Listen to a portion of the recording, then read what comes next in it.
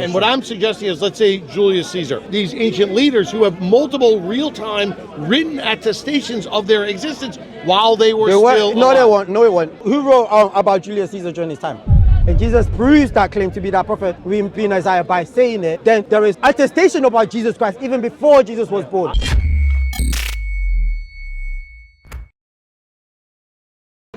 Was there a historical human being named Jesus? Probably. Yeah, not Yeshua. Probably. He's the most attested person in history. If we know any facts about history, we know him as a fact. If we know any facts about history. Okay. He's the best fact of history. He's the best fact of history. Yeah, so we know less about Alexander the Great, Plato, and all of these other philosophers that you say they existed. I didn't say they existed. What makes someone attested by fact? There are accounts of them in antiquity. You see how we measure antiquity different from how we measure science and so somebody said something about them from a long time. I mean, not just somebody, multiple somebodies. Okay, so name someone who said something about Jesus Christ. About Yeshua, Yeshua al-Mashiach. You said the historical. Yeah. But that was the point. We talked about the historical person. Yeah. So that's very different than necessarily Jesus Christ, who wouldn't have been called that. What do you mean? Are you going? Well, dude, maybe you going name fallacy as well, like because of the name? No, I'm just saying he wouldn't have been called by a Greek name. He wasn't Greek. Let's go with the Aramaic certainly name. He wasn't Greek. He was not Greek. He was Jewish. Huh? He wasn't Greek. He was Jewish. Right. So he wouldn't have been called by a Greek name. Oh, I don't know where you're getting at here. Now you just gave him a Greek name. Are you going to let me speak? Sure, as long as we talk about the historical. I am. You see Yeshua. How the beginning of your sentence should not be halfway through mine. So if I'm answering your question, let me answer, please. If you're going by name fallacy, the name Jesus Christ, we get it from the Greek because of the transliteration. It still means Yeshua. If you want to go to Yeshua in Aramaic, if you want to go a little bit further, in Hebrew, it's Yahushua. Yeah. So even before the name got to him, it got transliterated. So even in the Greek or in the Latin, in Yoruba, we call him Jesu. It doesn't change the person. The person is still an historical person. But if you want me to talk about the historical account of him, I'm not, other than the primary historical account of Matthew, Mark, Luke, and John that we have, or the writings of the New Testament that we have. Let me land. We also have Tacitus. We have the writings of the Romans saying that he died under Pontius Pilate. We have Josephus, and we have the Talmud that attest to Jesus Christ having followers upon this time. So this is the thing is, critics have zero reason to collaborate within your conspiracies. The Jews were not followers Josephus, and the writers of the Talmud were not followers of Jesus, but yet even if they insult him, they attested that he existed in reality. So this is evidence that proves that Jesus is a real man in antiquity. Do you have anything against that? I'd like to start with some of the things you said, if that's okay. But also, if you're Yoruban? Yoruba, yeah. Yoruba. Baba Mane Yoruba.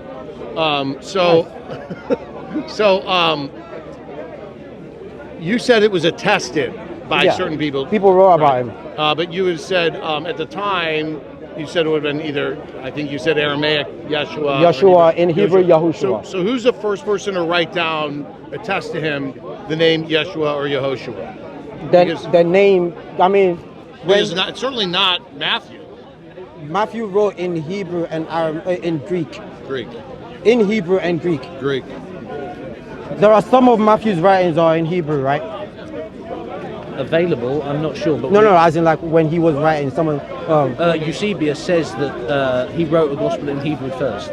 Thanks. Matthew wrote in Hebrew and in Greek, so if Matthew's writing the account of Jesus in Hebrew, he would use the Hebrew name, not the Greek name. So if I actually agree with that.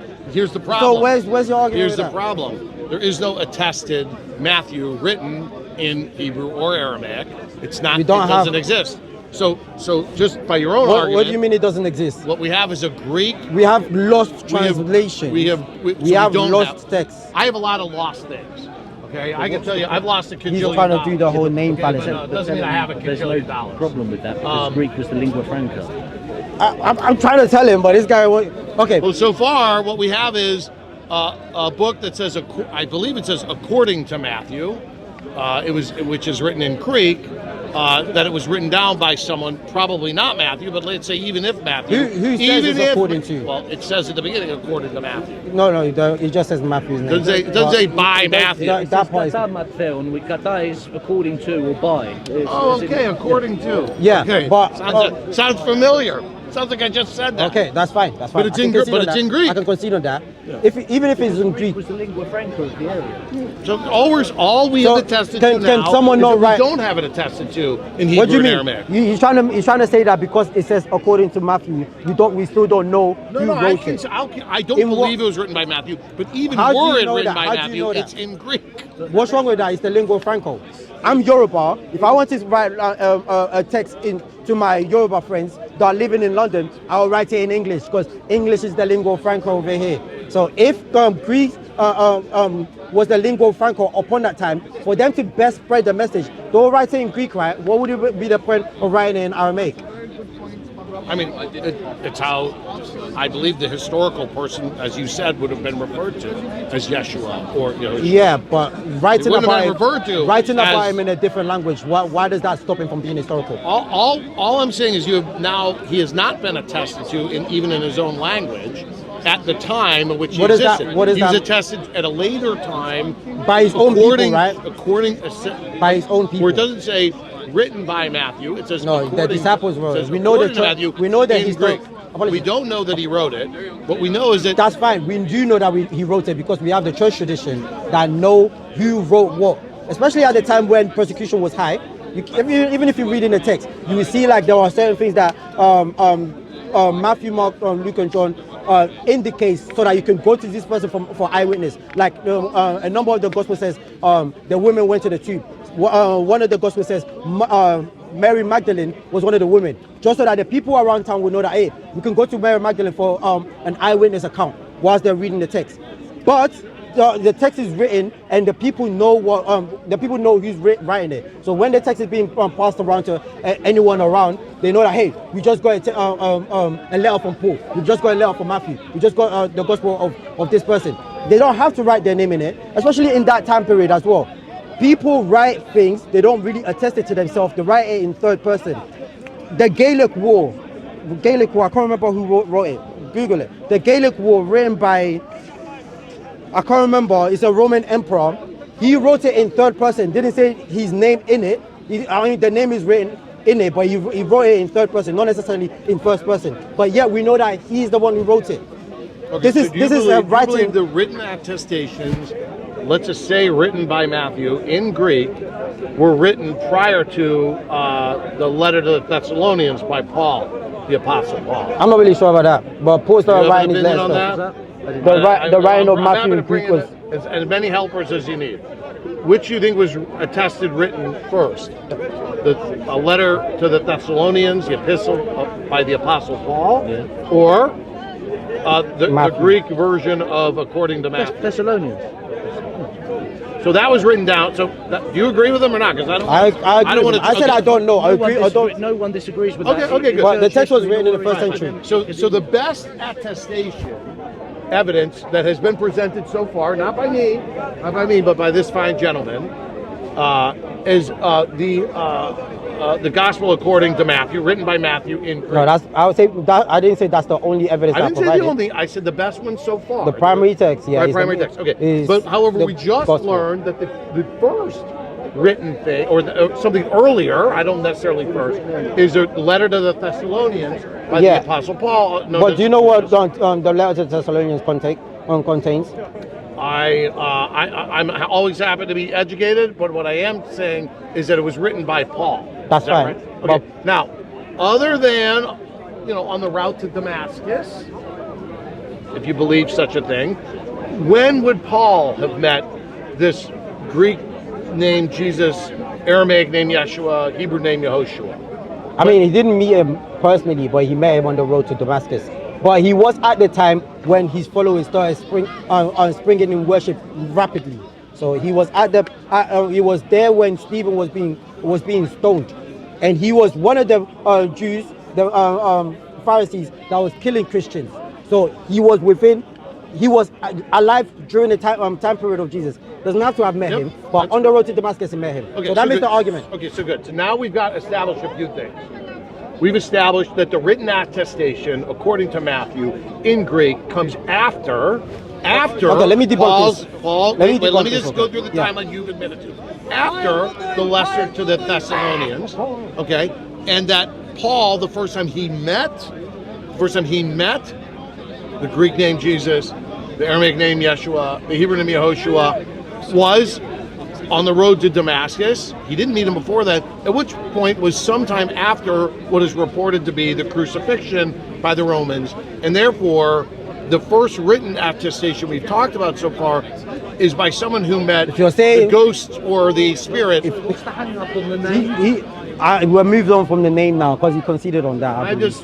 just trying to get at So, everything. okay, So the first written that's attestation. even fine. That's even fine. That's even fine. These are your words, by the way. The eyewitness accounts are going to be primary source because these are people that met Jesus. And from our conversation, we already attested that Paul was not necessarily an eyewitness account, but he, as you would put it, the ghost of Jesus. He met Jesus on the road to Damascus. Even if you wrote what's the book again that you said, Thessalonians. The letter to the Thessalonians. Yeah, Letter, I think even it's if, the first even if letter. you wrote that, 49. even if you wrote that first off, he's writing in how the church, the people could conduct themselves. He's not writing an eyewitness account. So the primary source to know about Jesus is still Matthew, Mark, Luke, and Okay, John. great. So now we'll go back to the original claim. The original claim, which I've here and I believe I will now have fully debunked, is that the Greek name of Jesus, Aramaic name of Yeshua, the Hebrew name of Yehoshua, is the most attested to person in history. And yet, the very first written account of him so far that we've discussed, the first written account, which you've agreed to so far, is Thessalonians by someone who never met him until after he died. That's still within the Well, I Christian can faith. assure you there are other people in history what? who were real-time attesting to their existence while they were still alive. Like who? I'm talking that's within the church. I'm not talking about outside. No, I'm still So here. what? If I haven't walked through the door. I don't get. Wait, I'm still here. I'm happy to pick my mic back up. I really don't get the argument here. If the first eyewitness account is the Gospels, and then Paul writes a letter before the Gospels, and he gives it to a church, that's fine. Paul could have written the letter, but the first eyewitness account, the primary eyewitness account, is going to be the Gospels. This is still within the church. I don't get where you're misconstruing. Are you just lingering on the first written text about this person? I'm actually just the most attested to in history. So far, has no written accounts during their life. Nothing written during. It doesn't their life. have to be during their life. Well, I would suggest in You know what Egypt- Plato said? Plato said it is best to not write things. It's best to memorize. This was 300 years before. I didn't say if it was better. I know, but you're making it as if like writing an account of someone is the only way you can attest to them. We only know about Plato because of Aristotle. You know, so Aristotle is the one that started writing all of the theses about Plato. Otherwise, we know nothing about Plato. Anything that we know about Julius Caesar, about Alexander the Great, these come 100 years after. But yet we say these people are historical people. Jesus Christ, you've already conceded and said Paul, that was within the lifetime of Jesus Christ, was the first to write about him. Yes, the first attestation, that's fine. But the way to know about the primary source about Jesus is via the eyewitness account, which is Matthew, Mark, Luke, and John, which were also within the time period of Jesus. So this whole manuscript debunking, I don't really see it. So It's still a historical Christian historical account. The single claim that I believe I still have already debunked, but I'll do it again, is that he's the most attested to person in history. Yeah. In ancient history. No, in all of history. And what I'm suggesting is, let's say Julius Caesar, let's say Augustus Caesar, let's say these ancient leaders who have multiple real-time written attestations of their existence while they were still alive. No, it wasn't. Well, they made buildings. Who wrote about Julius Caesar during his time? Well, I mean, during the time of Julius Caesar, I mean, he ruled. Who wrote about him? Because we're talking about attestation. Let me put it this way. Who wrote about Alexander the Great during his time?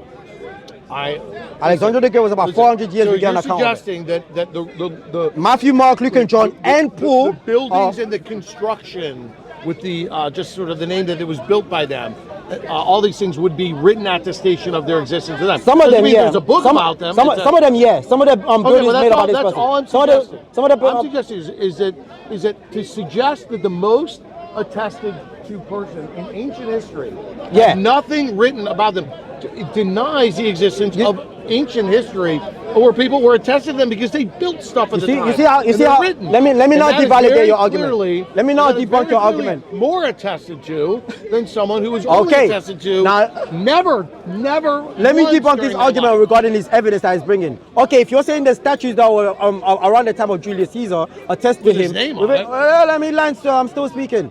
If they attest to him, according to his time, we have Jesus's the eyewitness account. They were writing upon that time, and the two that Jesus died, we still have it. We have the house of the Mother of God, which is we still have all of these historical accounts of where Jesus resided.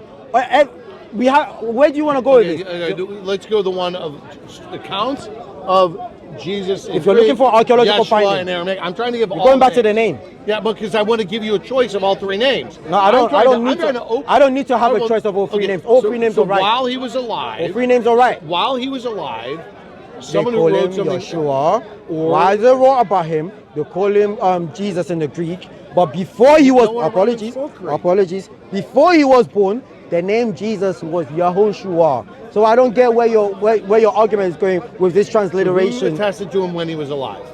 His disciples in Greek.